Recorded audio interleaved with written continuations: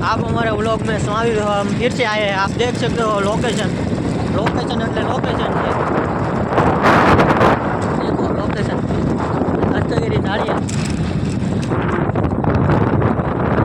फूल धुआं धुआं उठ रहा है। ये है खेती बाड़ी हमारी, खेचूदारी है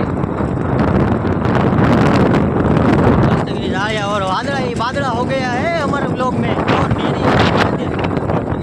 और और रोदा भी आ रहे हैं और खाड़ा भी आ रहा है। और ये पेड़ों को वह पर कितने दिनों से बने पता नहीं है, खंडर को गया है। हमारे स्वागत है, आप देख रहे हो बोलेरा आ रहा है। ऐसा बोलेरा कभी हमने देखा भी नहीं होगा।